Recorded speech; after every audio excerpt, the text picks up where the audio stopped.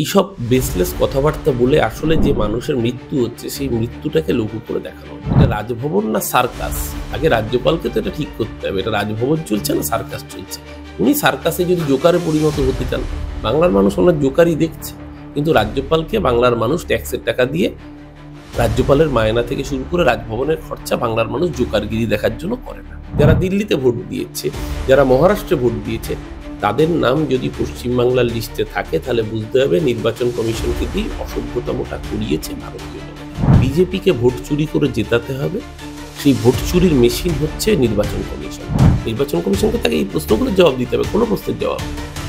বিজেপির তল্পিবাহক এই জ্ঞানেশ কুমার, এই মনোজ আগরওয়ালরা, এরা বাংলার মানুষকে নিয়ে ছিনিমিনি খেলছে। বাকিটা নতুন কিছু নয়, এর আগেও কসবা অঞ্চলে গুলি চলেছে, পুলিশ সাথে সাথে সেই দুষ্কৃতীকে বাইরে বিহার থেকে গিয়ে অ্যারেস্ট করেছে। বাঙালিকে গরু ছাগল বলে মনে করো, অমিত শাহ বাঙালিকে বলেছিল টারমাইট। বাঙালি কয়েকটা গদ্দার আছে, মির্জাফর আছে, তারা ওদের তল্পি বাহক হয়েছে। সেই তল্পি বাহকদের তল্পি নিয়ে আজকে এই কাজ করতে হবে। এসআইআর নিয়ে একাধিক অভিযোগ সামনে আসছে। সম্প্রতি যে অভিযোগ সামনে এসছে তা নিয়ে আজ আমরা কথা বলবো তৃণমূল কংগ্রেসের মুখপাত্র অরূপ চক্রবর্তীর সঙ্গে।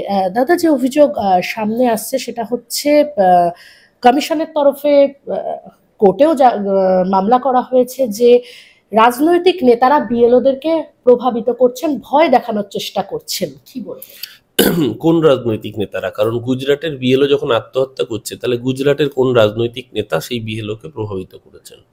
রাজস্থানে বিজেপি শাসিত যখন বিএলও আত্মহত্যা করেছেন, কোন রাজনৈতিক দল তাকে প্রভাবিত করেছে?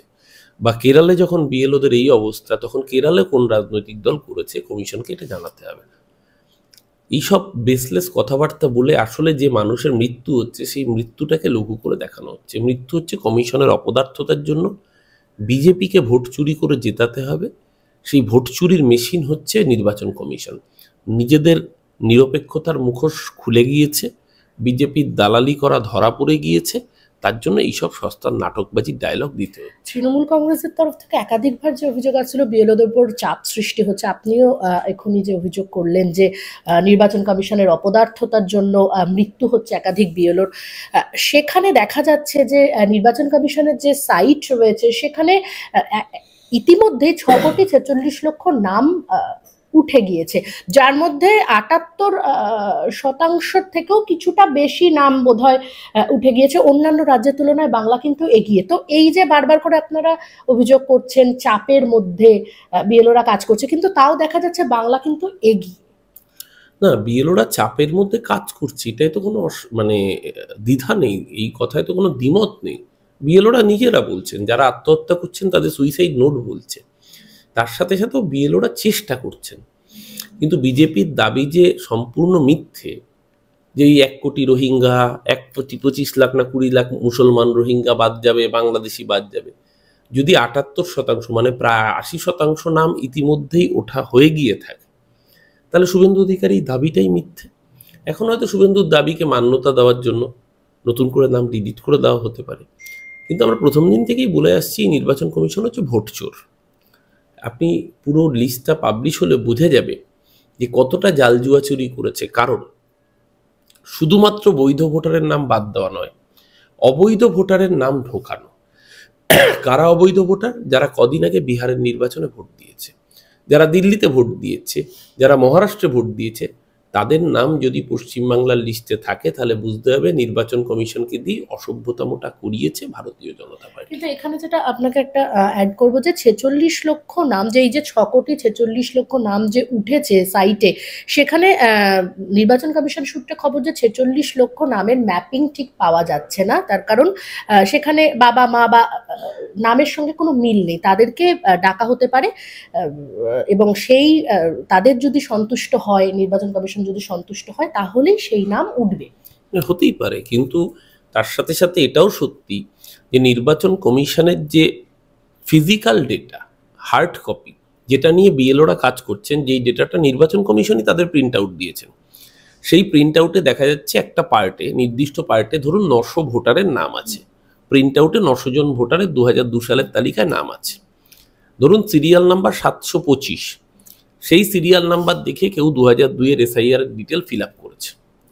এবার যখন অনলাইনে মারতে যাচ্ছে দেখা যাচ্ছে ওই সিরিয়াল নাম্বার কোনো নাম এক্সিস্ট করছে না। এরকম ভুরি ভুরি কুচবিহার থেকে অশোকনগর, পুরুলিয়া থেকে কাকদ্বীপ, হাজার হাজার জায়গায় এই ম্যাল প্র্যাকটিস হয়েছে এবং সোশ্যাল মিডিয়ায় সেই সংক্রান্ত রিলস ভাইরাল হয়েছে।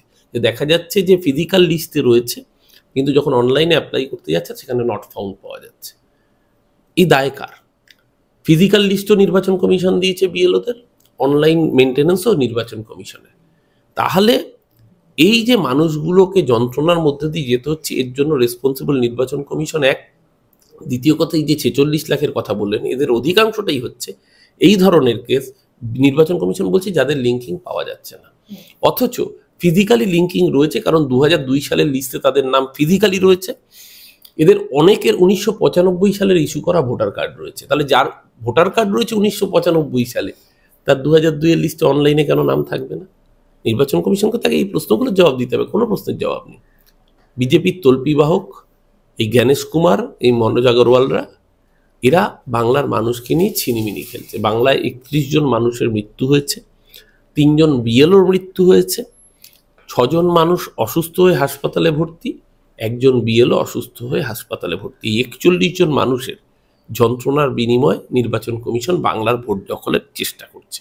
এই যে বাংলার ভোট দখল বলছেন আপনি, সেক্ষেত্রে বলবো যে অমিত শাহ এবং দিল্লির যারা উচ্চপদস্থ নেতারা রয়েছেন তারা বিহার দখলের পর এবার একদম বাংলা দখল করতে মরিয়া চেষ্টা, এমনটাই কিন্তু রাজনৈতিক মহলে খবর। তো সেক্ষেত্রে এখানকার যারা নেতারা রয়েছে তাদেরকে তো হোমওয়ার্ক দিয়ে দেওয়াই হয়েছে বিজেপির শীর্ষ নেতাদের তরফ থেকে, এবং ঝাঁকে ঝাঁকে বাইরের থেকে নেতারা এসে এখানে প্রচার চালাবে আর কিছুদিনের মধ্যেই। এখানকার নেতাদের হোমওয়ার্ক দিচ্ছে, স্ট্র্যাটেজি ঠিক করে দিচ্ছে বহিরাগত বিজেপির নেতারা। আমরা এই জন্যই ওদের জমিদারদের পার্টি বলি, কারণ এ রাজ্যের নেতারা যে অযোগ্য আর অপদার্থ, বিজেপির এই মুভটাই প্রমাণ করে দিচ্ছে এই নেতারা অযোগ্য অপদার্থ। তাই এদের উপর ভরসা নেই। ভরসা কাকে? মধ্যপ্রদেশের নেতাকে। ভরসা কাকে? রাজস্থান, গুজরাটের নেতাকে। ভরসা উত্তরপ্রদেশের নেতাকে, এমনকি ত্রিপুরার নেতাকেও ভরসা করছে, কিন্তু বাংলার নেতাদের ভরসা করছে না। কারণ ওরা জানে বাংলার নেতারা অযোগ্য অপদার্থ। আর অমিত শাহ আমাদের লক্ষ্মী পেঁচা, ও যা বলে তাই হয়। গতবার বলেছিল আপকি বার 200 পার, মমতা দিকে 200 পার করে দিয়েছিল, বাংলার মানুষ 214টা আসন দিয়েছিল। তারপর লোকসভায় বলেছিল ইসবার 30 পার, বাংলার মানুষ মমতা দিকে প্রায় 29টা আসন জিতিয়ে দিয়েছিল। তো এবার যখন বলেছে বিজেপির সরকার হবে, তখনই বাংলার মানুষ ঠিক করে নিয়েছে চতুর্থবার মামাটি মানুষের সরকার মমতাদির নেতৃত্বে অভিষেকের সেনাপতিত্বে গঠিত হবে। আর এটা করে ওরা আবার প্রমাণ করলো, কারণ কদিন আগে বিহারে ভোট হয়েছে, কই শ্রমিক ভট্টাচার্য, সুকান্ত মজুমদার, শুভেন্দু অধিকারীদের দেখেছেন বিহারের অবজারভার হতে, বিহারে গিয়ে ভোট পরিচালনার মেশিনারি কাজ করতে? তার আগে যে মহারাষ্ট্রে নির্বাচন হলো দেখেছেন, হরিয়ানায় নির্বাচন হলো দেখেছেন? বাঙালিকে পাতে দেওয়ার নেতা বলে গণ্য করে না, বাঙালিকে গরু ছাগল বলে মনে করে। অমিত শাহ বাঙালিকে বলেছিল টারমাইট, উই পোকা। বাঙালি কয়েকটা গদ্দার আছে, মির্জাফর আছে, তারা ওদের তল্পি বাহক হয়েছে। সেই তল্পি বাহকদের তল্পি নিয়ে আজকে এই কাজ করতে হবে। আচ্ছা, আরো একটা বিষয় যেটা বলবো যে সম্প্রতি রাজ্যপাল তার বিধানসভা এরকম চিঠি পাঠিয়েছে। আপনাদেরই দলের বিধায়ক, প্রয়াত বিধায়ক তাপস সাহা, তিনি তাকে সুস্থতা, দীর্ঘায়ু কামনা করেছেন, এবং যার পদ চলে গেছে মুকুল রায়, তাকে তার বিধায়ক তাকে বিধায়ক বলে উল্লেখ করেছেন। মানে এই যে ভুল, মানে কি বলবেন রাজ্যপালের তরফ থেকে? রাজ্যপাল মৃত বিধায়ককে শুভেচ্ছা বার্তা জানিয়েছেন ওনার বর্ষপূর্তির। রাজ্যপাল যে বিধায়কের বিধায়ক পদ চলে গেছে তাকে শুভেচ্ছা জানিয়েছেন। এটা রাজভবন না সার্কাস? আগে রাজ্যপালকে তো এটা ঠিক করতে হবে, এটা রাজভবন চলছে না সার্কাস চলছে। উনি সার্কাসে যদি জোকারে পরিণত হতে চান, বাংলার মানুষ ওনার জোকারই দেখছে। কিন্তু রাজ্যপালকে বাংলার মানুষ ট্যাক্সের টাকা দিয়ে, রাজ্যপালের মায়না থেকে শুরু করে রাজভবনের খরচা বাংলার মানুষ জোকারগিরি দেখার জন্য করে না। ওনাকে সংবিধানের সীমারেখার মধ্যে থেকে কাজ করা উচিত। যদি করেন তো ভালো, আর যদি বিজেপির অফিস বেয়ারার হতে চান তাহলে এরকম সার্কাসের রঙ্গমঞ্চই আপনাকে দেখতে হতে পারে। কিন্তু ওনার দফতর থেকে বলা হচ্ছে, বা ওনার ওএসডি যেটা জানিয়েছেন, যে কোনোভাবে রাজ্যপালকে মেলাইন করার জন্যই বোধহয় কেউ বা কারা এটা, মানে ওনার দপ্তর থেকে চিঠি যাচ্ছে, ওনার ডিপার্টমেন্টের সই করা চিঠি মেলাইন করছে কে? সর্ষের মধ্যে ভূত কোত্থেকে হচ্ছে? তাহলে কি রাজ্যপাল নিজেই নাকি তার ওএসডি? কে কাজটা করছে? ওএসডি বেইমান না রাজ্যপাল বিভীষণ? আগে তো সেটা ঠিক করতে হবে। আচ্ছা, যেটা দেখা যাচ্ছে যে কসবা এলাকা, সামনে বিধানসভা ভোট আসছে এবং তার আগে বিভিন্নভাবে কসবা কিন্তু উত্তপ্ত হয়ে উঠছে। আমরা দেখছি যে আপনাদের দলের যিনি কাউন্সিলর সুশান্ত ঘোষ, তার একেবারে বাড়ির কিছু মানে অনতি দূরে বলা যায় সেখানে গুলি চলেছে। এর আগেও এরকম ঘটনা ঘটেছে। তাহলে মানে এই এত মানে এরকম এলাকায় এরকম ঘটনা ঘটছে, সমানে গুলি চলছে, মানে কোথাও কি আইনের শাসনের কোনো রকম কোনো ঘাটতি? নির্বাচন যত এগোয় তত বিহার থেকে অস্ত্র আমদানি করা হয়। নির্বাচন যত এগোয় তত তৃণমূল কংগ্রেস কর্মীদের রক্ত ঝরে। প্রতিটা নির্বাচনের আগে তৃণমূল কংগ্রেস আক্রান্ত হচ্ছে, এটা নতুন কিছু নয়।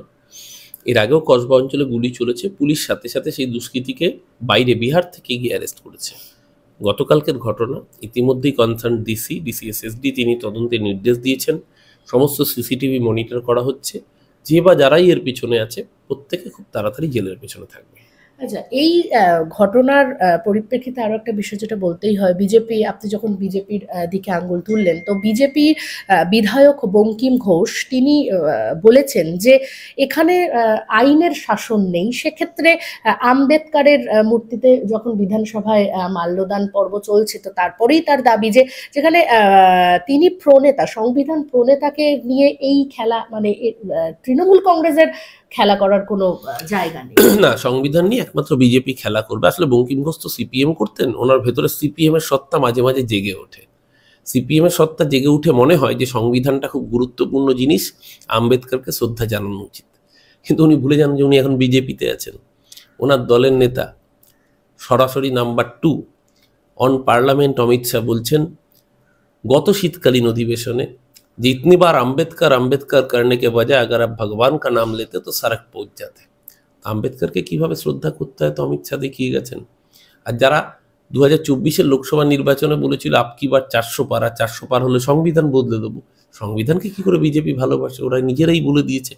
বঙ্কিম ঘোষের সমস্যা হচ্ছে বঙ্কিম ঘোষের মুখ হচ্ছে বিজেপি, মুখোশ হচ্ছে সিপিএম।